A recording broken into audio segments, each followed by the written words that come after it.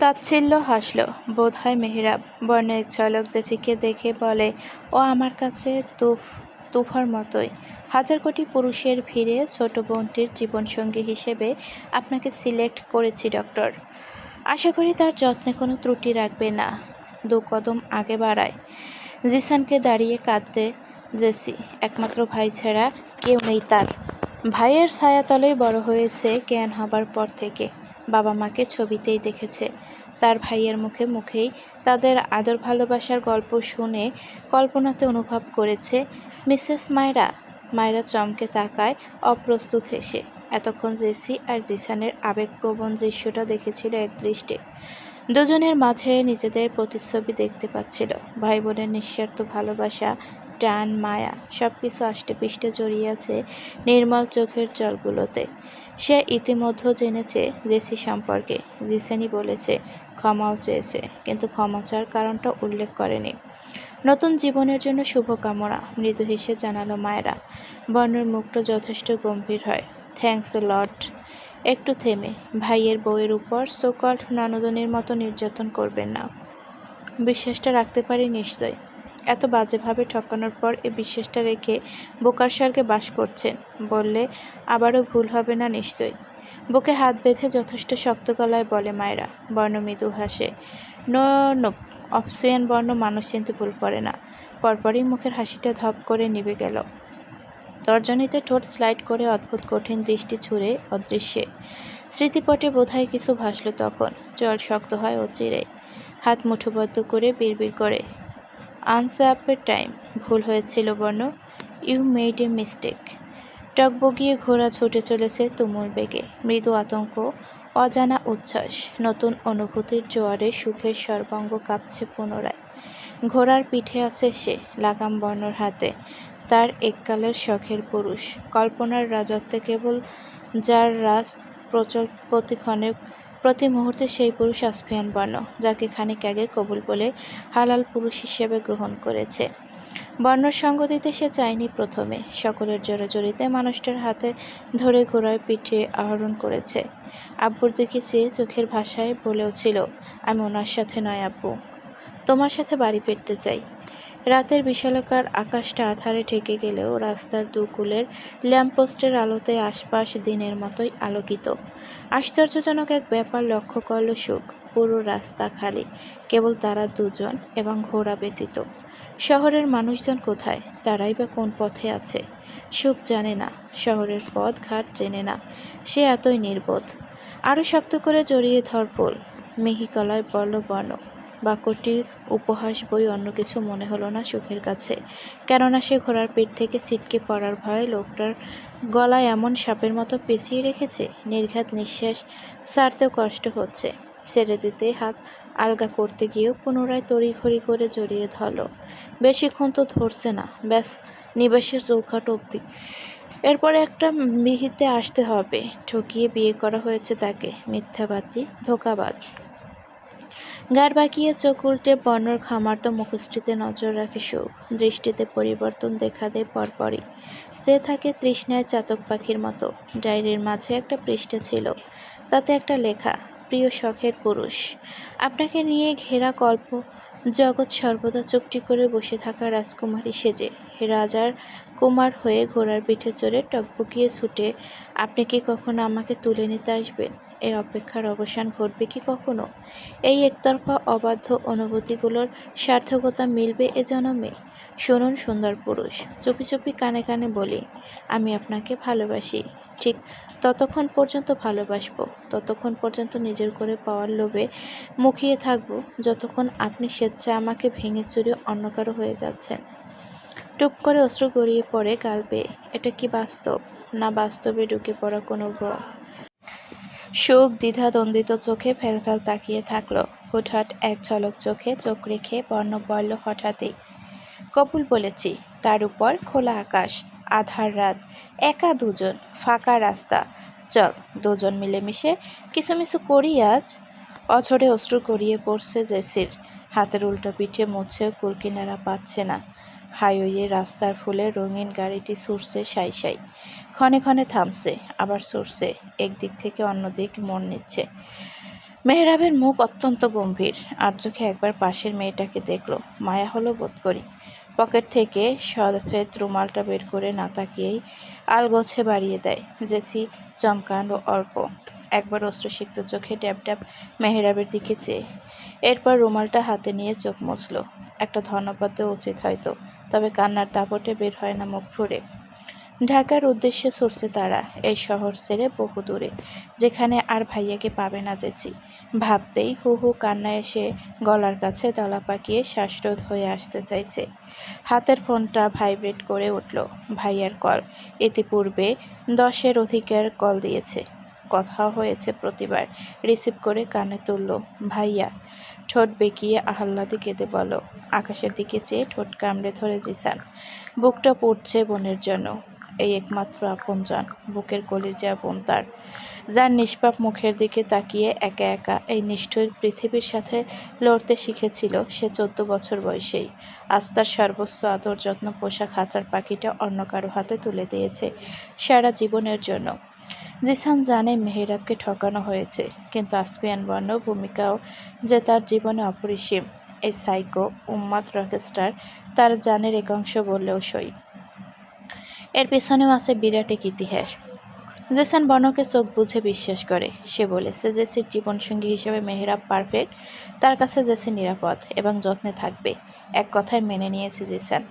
সে এটাও জানতো যে একমাত্র সুখের জন্য chief of the I gang AB, যার এক ইশারায় গ্যাংয়ের হাজার হাজার সদস্য বন্দুকের সামনে বুক পেতে দিতে দ্বিধাবোধটুকু করবে না। সেই চিফ কিছু মুহূর্তের জন্য নিজের প্রতিদ্বন্দ্বী ভাবছিল সাধারণ এক ডক্টরকে। জিসান দীর্ঘ শ্বাস ছাড়ে, ক্ষীণ গলায় বলে, কাঁদে না বনু, ফোনটা মেহেরাবকে দে। গম্ভীর মুখ মানুষটির দিকে তাকায় জেসি। সংকোচ লাগছে, তবুও কাপা হাতে ফোনটা বাড়িয়ে দেয়। ভাইয়া কথা বলবে আপনার সাথে। অতিথিরা সব কমিউনিটি সেন্টার থেকে নিজেদের ঘরে ফিরে গেছে। নিকটাত্মীয় বলতে খালামণিরা এবং এক ঝাঁক কাজিন মহলই রয়ে গেছে নিবাসে। সুখে ড্রয়িং স্পেসে পুতুলের মতো বসিয়ে রাখা হয় গত আধ ঘন্টা সময় ধরে। বর্ণ বেরিয়ে গেছে কোথাও। আইজা একদমই মন খারাপ দেখায়নি সুখকে। মিষ্টি মুখে করিয়ে বাড়ির চৌখাট থেকে বারণ করে নিয়েছিলে। ভদ্রমহিলা সবকিছুর ঊর্ধ্বে সুখের রুবাইয়াতের মতো স্নেহ করেন, সে ছোট্ট থেকেই। এটা অস্বীকার করার মতো নয়। সুখ চুপচাপ বসে, যেন মাটির শান্ত খণ্ডটি। তাতে প্রাণ আছে, কিন্তু নড়াচড়ার ক্ষমতা নেই। মন খারাপই নিয়ে গুনগুন করছে কাজিনগুলো। রশ্মিতা তো বিষণ্ণ মনে বলেই ফেলল, বর্ণ ভাইয়া বিয়ে করেছে, তাও সুখকে। আমি এটা কিছুতেই মানতে পারছি না। আমার ক্রাশ ছিল, কাজিনই যেহেতু বিয়ে করবে, আমি কি দোষ করেছি? আমাকে চোখে পড়ল না ভাইয়ার? ইব্রাত মেজো খালামনের মেয়ে, সে বলল নাক কুচকে। ভাইয়ার সামনে গিয়ে বল, দুটো চড় খেয়ে দাঁতের গোড়া নড়বড়ে করে আয়, যা যা। কি সাসপেন্স সিন ছিল ইয়ার! ইস, কেউ যদি এভাবে আমার জন্য ঘোড়ায় চড়ে আসতো। মিহিকা বলল। সুখের কানে অল্প বিস্তার আসছে তাদের কথোপকথন, আর চোখে দেখল প্রত্যেককে। এক একজনের মুখভঙ্গি এক এক রকম। হানিফা বেগম উপস্থিত আছেন। বৃদ্ধা আপাতত স্তব্ধ, মুখে রা নেই। হয় না কিছু, অল্প শোকে কাতর, অধিক শোকে পাথর। আদরের নাতির করা আজকের কার্যকলাপে তিনি ঘুরে রয়েছে এখনো। তুফা এসে দাঁড়ায় দৃশ্যপটে। চল পাখি, বাসর ঘরে, ভাই এসে পড়বে এক্ষুনি। বাসর ঘর শব্দটা কর্ণকৌঠর পৌঁছতেই ধক করে উঠে অন্তঃকরণ। হুলস্থুল চোখ তুলে চাইল সুখ। তুফার ঠোঁট জুড়ে দুষ্টু হাসি। নিজ হাতে ক্রাশের বাসর ঘর সাজিয়েছি, এখন বউকে রেখেও আসতে হবে, দরজাও ধরতে হবে, বিড়বিড় করে রশ্মিতা। হতাশার শ্বাস ছেড়ে উঠে দাঁড়ালো। চলো গাইজ, আজ ভাইয়ার পকেট ফাঁকা করব। সুখ একদমই চাইছিল না বর্ণ রুমে যেতে। জোরপূর্বক 9 জন কাজিন চেপে চুপে ফুলে সাজানো বেডে বসিয়ে দিয়ে দাঁড় আটকে দিয়ে নিজেরা দ্বারের সামনে দাঁড়িয়ে রইল। তর্ক বিতর্কের মনোভাব প্রত্যেকে। ভেবেছিল তারা একটা অ্যামাউন্ট বলবে, বর্ণর পক্ষে তার চেয়ে কম দেওয়ার দাবি জানাবে। শুরু হবে তর্ক বিতর্ক। এরপর বরের দল কনের দলের কাছে হার মেনে নেবে। কিন্তু বাস্তবতা যে বড্ড নিষ্ঠুর। ঘটার সময় ঘটনা ঘটে গেল উল্টোটা। বর্ণ ক্রেডিট কার্ড ধরিয়ে দিল চুপচাপ। ধমকায়নি, তবে ধারা ছেড়ে সরে দাঁড়াতে এমনভাবে আদেশ ছুড়ল, বেশিক্ষণ দাঁড়িয়ে প্রতিবাদ করার সাহস হয়নি কারো। রশ্মিতা এবার বুক ভরে শান্তির শ্বাস ছেড়ে বলল, উপরে ফিটফাট ভিতরে সদরঘাট। যাক বাবা, ভাই আমাকে পছন্দ করেনি, তার জন্য শুক্রিয়া। সুখের কপালটা নির্ঘাত পড়ল এমন জল্লাদের নজরে পড়ে। মেয়েরা যারা আই লাভ ইউ রকেস্টার বলে মুখে ফেনা তুলে, তারা যদি আমাদের সাথে করা ভাইয়ের জল্লাদে আচরণগুলো দেখত, নিঃসন্দেহে সালাম ঠুকে গুড বাই জানিয়ে বিদায় দিত। নির্বোধ মেয়েরা। সাজানো বেডে নববধূ বেশে সুখ। পরনে গাঢ় খয়েরি রঙের একখানা সুন্দর ডিজাইনের ভারী শাড়ি, পা তুলে দুহাতে হাঁটু জড়িয়ে বসে। দরজা খোলার আওয়াজটা কানে গভীর তীরের মতো বিঁধল। অন্তঃস্থলে যতই তাণ্ডব চালুক, উপরে উপরে সে যথেষ্ট স্ট্রং। ডোক গিলে শাড়ি খামচে রেখে চুপ করে বসে রইল। হাতের তালু ঘামছে, অস্থিরতায় শরীর কাঁপছে মৃদুমন্দ। চেয়েও কাঁপুনি থামাতে না পেরে নিজের উপর নিজেই মহাবিরক্ত সুখ। বর্ণ ধীরে এগিয়ে আসে। শেরওয়ানি পাল্টে ফেলেছিল সেই প্রথমেই। এসে বেডের কিনারে থামে। ঘরটা রূপালি আলোয় আলোকিত। বেডের চারপাশে ঝিনুক বাতি মিটমিট করছে রূপালি রাঙা। রিমোট কন্ট্রোল দিয়ে কক্ষের আলো জ্বালিয়ে দিয়ে সুখের দিকে তাকায় এক ঝলক। সালাম দিতে শিখিয়ে দেয়া হয়েছিল সুখকে, কিন্তু সে চুপচাপ। এর অবশ্য কারণ আছে, সেটা অনুক্ষেল। ঈষৎ মাথা নাড়িয়ে আর চোখে চায়। বর্ণ নিঃশব্দে হাতের ঘড়ি খুলছে, সেটা আবার বেডসাইড বক্সে রাখছে। শার্টের কলার টেনে ঠিক করছে, হাতা গুটাচ্ছে। অস্বস্তি ডাকছে নাকি? রকেস্টার আসপিয়ান বর্ণরও অস্বস্তি হয় বুঝি? ব্যাপারটা আশ্চর্যতম এবং হাস্যকর। আচমকা ঝুঁকে আসতে সুখ পিছিয়ে গেল তড়িৎ। হাত তুলে থেমে যেতে বাধ্য করল বর্ণকে। ফাইনালি তুমি এই আশিকের এক্সাইটমেন্টে একটা হাগি তো করতে চাইছি, অন্য কিছুর আবদার তো এখনও রাখিনি। ভীষণ হতাশ মিশ্রিত অবাক শোনায় তার কণ্ঠ। সুখ যার পরনই হতবম্ব, ঠোঁট নেড়ে এবং হাতের ইশারায় বলল, একদম ছোঁয়ার কল্পনা করবেন না আমায়। বর্ণর মুখটা ছোট হয়ে এলো। সরি সুইটহার্ট, ইতিমধ্যে আমি না বাসেরের প্রাণও সাজিয়ে ফেলেছি স্বপ্নে। চোখ খিসে দুহাত কিরমিরিয়ে অন্যত্র ফিরে গেল সুখ। নির্লজ্জদের বাচ্চা, মুখে কিছুই আটকায় না আজকাল। সুপারগুলো দিয়ে ঠোঁট দুটো আজীবনের জন্য বন্ধ করে দিতে পারলে ভালো হতো। বর্ণ ঠোঁটে ঠোঁট টিপে হাসল। ঘাড়ে হাত মালিশ করে গলা খাকারি দিয়ে ভুরু উঁচিয়ে ভাবুক গলায় বলল, কে যেন আজ সারা পথ আমার গলাটা আষ্টেপৃষ্টে জড়িয়ে রেখে ঘাড় ব্যথা করে দিয়েছে। তাকে খুঁজছি সে কখন থেকে, কিন্তু দেখা পাচ্ছি না। তুই কোথাও দেখেছিস তাকে? দাঁতে দাঁত চেপে চট করে সুখ পেল। কেন যে লোকের প্ররোচনায় ঘোড়ায় চড়তে গেল, আর কেনই বা লোকটার গলা জড়িয়ে ধরতে গেল? আফসোস। সুখকে চোখ রাঙিয়ে তাকায় দেখে মিশে ভয়ে বুকে হাত চাপে বর্ণ। ওহ, তুই দেখছিস? না, কোনো ব্যাপার না, আমি খুঁজে নেব। সুখ জবাব দেয় না, কঠিন দৃষ্টি নিক্ষেপ করে। এরপর নজর সরিয়ে আনে। বর্ণ হাসে মৃদু, একটু সময় গড়ায়। হঠাৎ সুখের পা টেনে বেডের কিনারায় পা ঝুলিয়ে বসিয়ে দেয়। নিজেও দু হাঁটু গেড়ে বসল ফ্লোরে। ঘটনার আকস্মিকতায় নিষেধ করার সুযোগটাও পেল না সুখ। হতভম্ব দৃষ্টিপাত। অদ্ভুত শীতল আর কোমল হয়ে আসে বর্ণর চাহনি। আলগোছে দুহাতে কান ধরে হুটহাট মিহি গলায় বলে গেল, অনেক যন্ত্রণা দিয়েছি না তোকে? খুব দুঃখ দিয়েছি অন্তরে। সব ফিরিয়ে নিলাম। কারোর সামনে মাথা নত করার স্বভাব আসপিয়ান বর্ণর ক্যারেক্টারে নেই, ছিল না। আজ নিয়মের বিপরীতে হেঁটে তোর সামনে নত স্বীকার করছি ফুল। হার মেনে নিলাম সেদিন তোর বলা শেষ কথাগুলোর কাছে। একটু ভালোবাসা আমায়, কথা দিচ্ছি।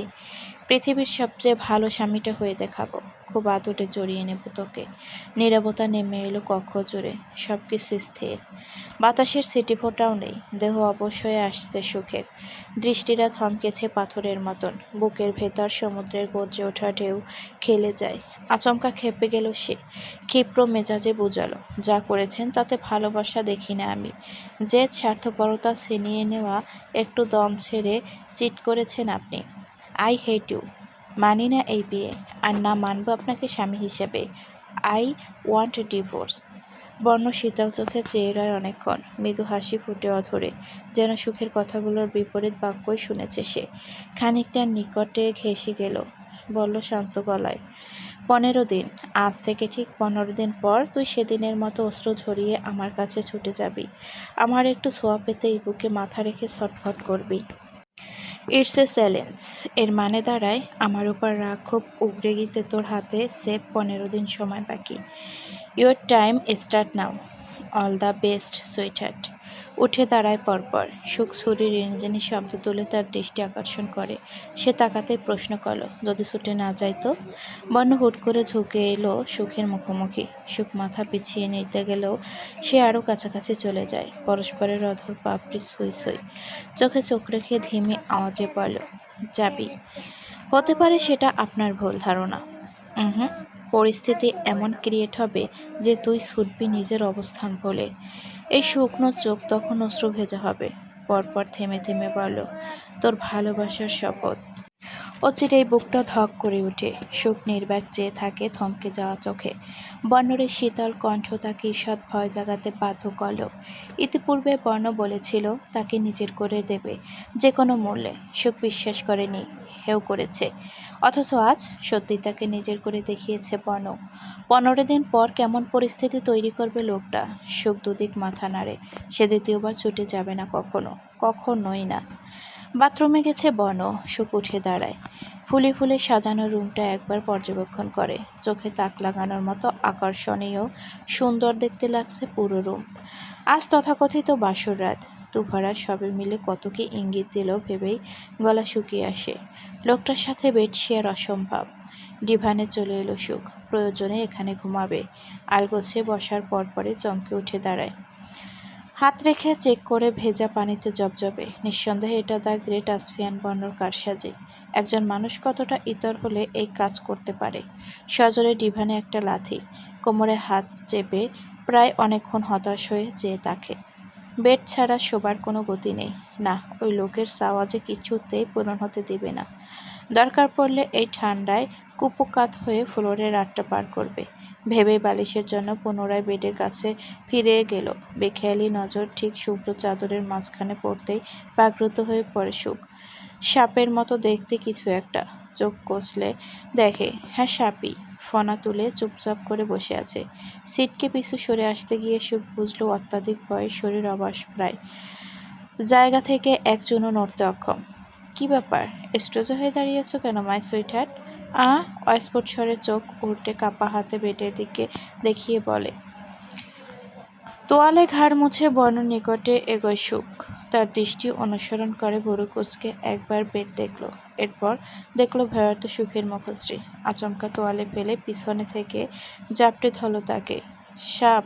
ভুল সাপ! এক মুহূর্তের জন্য সাপের ভয় উবে গেল সুখের। থমকানো চোখে ডোক গিলে পেটে জড়িয়ে আষ্টেপৃষ্ঠে বাঁধা বর্ণর পুরুষালী হাত দুটো দেখল। এই প্রথম এত গভীর ছোঁয়া, এই প্রথম এতটা দূরত্বহীন দুজন। হিতাহিত জ্ঞান শূন্য হয়ে থরথর কেঁপে উঠল ভেতর বাহির। বর্ণ আর চোখে সুখের প্রতিক্রিয়া দেখে তাকে আরও এলোমেলো করে দিতে ঘাড়ের চোয়াল ঠেকালো। কানে ঠোঁট ছুঁয়ে ভয়ার্ত কণ্ঠে স্থির হলো, ভয় লাগছে ফুল, প্লিজ আমায় একা ছেড়ে যাস না। হতবিহ্বল সুখ। আজ থেকে বছর তিনেক আগেও যেই মহান ব্যক্তি নির্দ্বিধায় একটা সাপকে হাতের মুঠোয় চেপে জ্যান্ত থেকে এক চাপেই মেরে ফেলেছিল চোখের পলকে, তিনি আজ একটা ক্ষুদ্র সাপের ভয়ে সুখকে জড়িয়ে ধরেছে। আর সুখ কি তাকে উলেবাবু বলে আগলে নেবে? ছাড়া পাবার জন্য ছটফটিয়ে ওঠে সুখ। এভাবে ছটফট করছিস কেন? দেখছিস তো ভয় পাচ্ছি। ড্রামা করছেন আমার সাথে। আপনি না সেই ব্যক্তি যিনি হাতের মুঠোয় চেপে একটা জলজন্ত সাপকে মৃত বানিয়ে দিয়েছিলেন? সেসব অতীত, মানুষ পরিবর্তনশীল। আপনি একটা। সুখ বুঝতে পারে না পৃথিবীর কোন প্রাণীর সাথে আসফিয়ান বর্ণর তুলনা দেওয়া যায়। দুজনের তর্ক বিতর্ক চলাকালীন সাপ যেভাবে এসেছিল সেভাবে চলে গেল কোথাও। সুখ বেডের আশেপাশে একবার পরখ করে তো বেডে উঠে বসল। আজ আর ফ্লোরে পায়ে রাখবে না ভোর অব্দি। বর্ণ ড্রয়িং টেবিলের সামনে দাঁড়িয়ে আয়নায় অবলোকন করছে সুখের কার্যকলাপ। মিটিমিটি হাসছে। করিডোর বেয়ে দ্রুতলয়ে ছুটছে তুফা। খানিক আগেও ইব্রাত রশ্মিতা সহ এক ঝাঁক এসে বাসর ঘরের দরজা এসেছিল কান পাততে। সানপ্রুফ রুমের খাতিরে ভেতরের কিচ্ছুটি শুনতে পায়নি বেচারিগুলো। হতাশ মুখে ফিরে গেছে ঘুমোতে। তুফা হঠাৎ সামনে এসে পড়তেই তড়িৎ হাত পিছু নিয়ে গেল মাহির। জিনিসটি না দেখলেও কিছু তো লুকাচ্ছে, তা দেখল তুফা। হাই মাহির, জোরপূর্বক হাসে। এত রাতে এদিক ওদিক ছুটছ যে?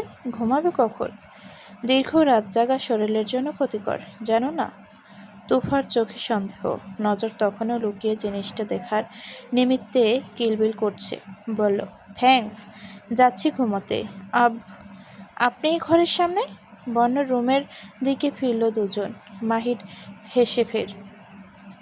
তেমন কিছু না, বসকে একটা ইনফরমেশন দেওয়ার ছিল। ভাইয়ের সাথে দেখা হয়েছে? ওনাদের ফার্স্ট নাইট আজ। একবার যেখানে ঢুকেছে আগামী দুদিনেও সেখান থেকে বের হবে কিনা সন্দেহ। শেষের বাক্যটি নিম্ন আওয়াজে বললেও তুফার কর্ণকৌঠারে পৌঁছে গেল। ভেবাচাকা খেয়ে মুখ ফসকে বলল, এই কিছু বললেন? না তো। তুমি কিছু শুনলে? গলা খাকারি দেয় তুফা। দুদিক মাথা ঝাঁকায়, অর্থাৎ কিছু শুনেও শুনেনি।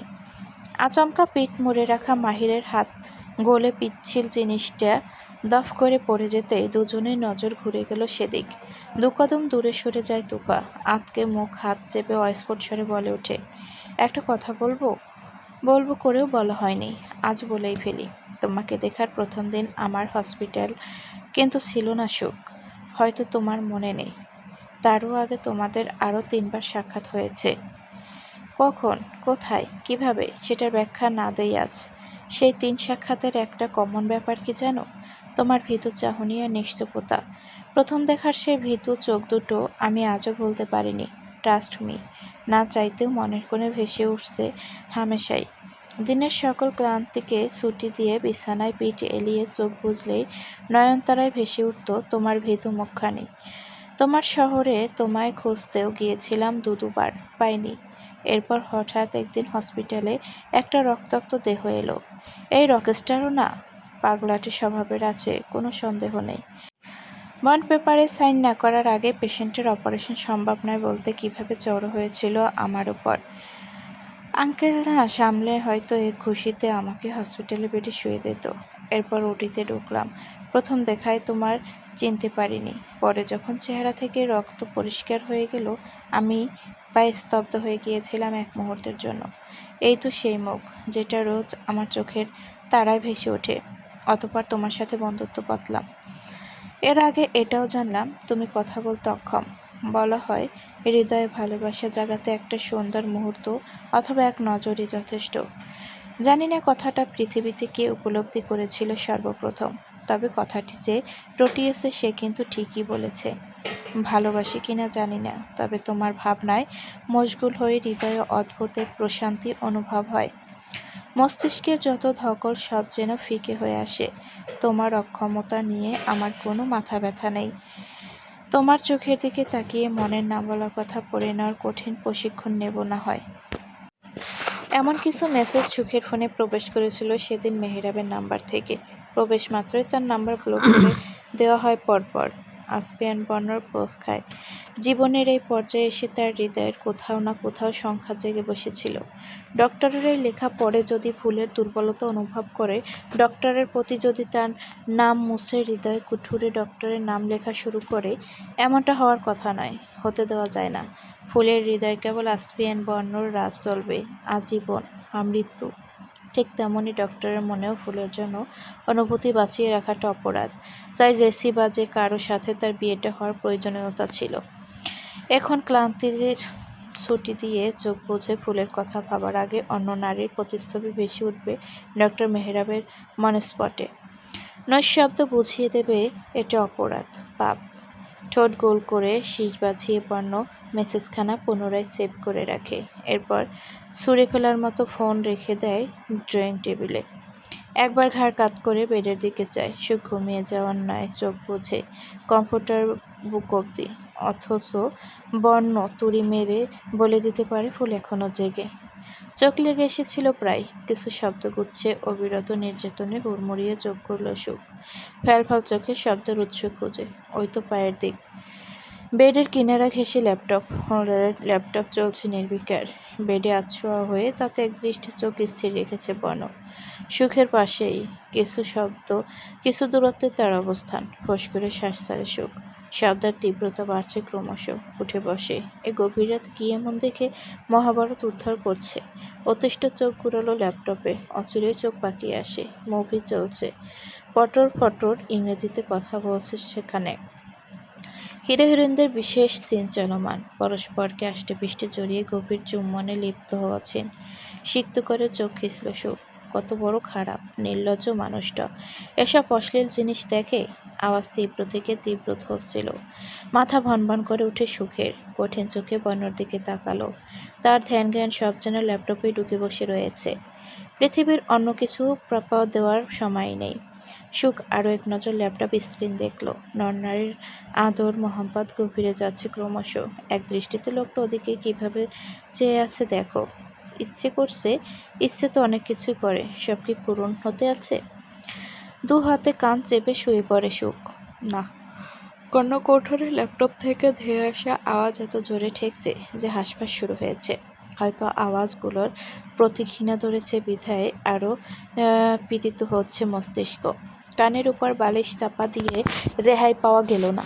তুলতুলে নরম বালিশ ভেদ করে ঠিকই আওয়াজ পৌঁছে যাচ্ছে। ফের উঠে গেল। কটমট করে দাঁতে দাঁত চেপে এক দৃষ্টিতে বর্ণর নিরুত্তাপ মুখের দিকে তাকিয়ে রইল। ঘাড় মটকে দেওয়ার বাসনা জাগছে এবার। বর্ণর হাত উঠে আসে আচমকা। আলগোছে সুখের চোয়ালে চেপে মুখশ্রী ঘুরিয়ে দিল ল্যাপটপের দিকে। মুখ খুলল। ফার্স্ট নাইট উপলক্ষে এভাবে একবার কিস করতে দে। শিওর। পরবর্তী 1 সেকেন্ডের মাঝে রুমে নীরবতা নেমে আসে। কান দুটো ঝিনঝিন করে উঠল বোধ করি। উষ্ণ ধোঁয়া বের হচ্ছে যেমন। সুখের চোখে বিস্ফোরণ। শক্ত হাতে চাদর খামচে ধরে। কিস? তেমন অশ্লীলভাবে? কক্ষে আলো জ্বলে উঠল। ব্রাইটনেস নেহাত কমিয়ে রাখা। সুখ জানতে চায়, দাঁতে দাঁত নিষ্পেষিত করে। সবসময় বাজে জিনিসগুলো দেখেন কেন? আগে জানলে কখনোই। ঠোঁট নড়ল সুখের। বর্ণ লিপ রিডিং করে বলল দ্রুত হেসে, কি ভালোবাসতি না? ক্ষিপ্র চোখে চেয়ে সুখ মুখের ভেতর বিড়বিড় করে, কখনোই না, নষ্ট পুরুষ। আমি অতটাও নষ্ট নই জানেমান, যতটা তুই ভাবছিস। ব্যাস, তোর জন্যই না হয় অল্প বিস্তর নষ্ট পথে হাঁটা ধরলাম আজ থেকে। তবে এটাও বিশ্বাস রেখে ঠকবি যে আমি সভ্য পুরুষ। বাচ্চাদের মতো ঠোঁট উল্টে কণ্ঠ মনিতে হাত ছোঁয়ালো। এরপর বলল, আবার তোকে কাছে পেতে কতটা উঠে পড়ে লেগেছি, তুই ফিরেও দেখছি না। নির্দয় তুই পাষাণী। খুব শীঘ্রই তোকে কঠিন কায়দায় শায়েস্তা করব। মুখশ্রী তেজ হারায় তখনই। অদ্ভুত করুণ চোখে অদৃশ্য চেয়ে থাকে সুখ। তাচ্ছিল্য হেসে বর্ণর চোখে চোখ রাখে হঠাৎ করে। অপ্রত্যাশিতভাবে যা পেয়েছি, যা পাচ্ছি, বাকি জনমভর যা বয়ে বেড়াতে হবে, এর চেয়ে কঠিন শাস্তি কি আর হতে পারে এ জীবনে? শুয়ে পড়তে চায় সুখ, পুরোপুরি সফল হয় না। টান পড়ে আঁচলে। বর্ণ হাতের মুঠোয় আঁচল পেঁচিয়ে একটানে সুখকে মুখোমুখি নিয়ে এলো। শীতল অথচ গম্ভীর গলায় বলে, কে? কে দুঃখ দিয়েছে শুধু একবার বল আমায়। অবশ্য তুই নিজ থেকেই বলবি যখন আমি চাইব। আমার উপর রাগ ক্ষোভ ছাড়ার সময় দিয়েছি না। তুই আমি আমাদের মাঝে আপাতত থার্ড কোনো টপিক আনতে চাইছি না। আড়ালে আড়ালে আরও কদিন প্রাণ ভরে কেঁদে নে। এরপর অশ্রুদের ছুটি। কাঁদছো যে? ঘুমোনি এখনো? মেয়ে তো দূরে যায়নি, একই বাড়িতে আছে। রুবাইয়া চোখের অশ্রু মুছে পাশ ফিরে চায়। কাতর স্বরে বলে ওঠে, আপা বোধহয় সুখকে মন থেকে মেনে নিতে পারেনি বর্ণর পাশে। শুয়েছিলেন তামিজ সাহেব, উঠে গেলেন। স্ত্রীর দিকে অল্পক্ষণ তাকিয়ে প্রলম্বিত শ্বাস চালেন। কি বলবেন তিনি? এমন কথার বিপরীতে কিছু বলার থাকে? নিষেধ করেছিলাম ছেলেটাকে, এখন সে যদি নিজের চাওয়ায় অটুট থাকে, এতে আমাদের কি করণীয়? তুমি খুশি নও? যদিও তিনি জানেন এই বিয়েতে সবচেয়ে খুশি রুবাইয়াত। সুখ আমার চোখের সামনে থাকবে, আমার মেয়ে, আমার সোনা মা। আর আমি খুশি হব না? প্রফুল্ল চিত্রে বলে উঠে ভদ্রমহিলা। তামিজ সাহেব তার হাত ধরলেন। ঘুমোও এখন, ভাবিকে বর্ণ সামলে নেবে।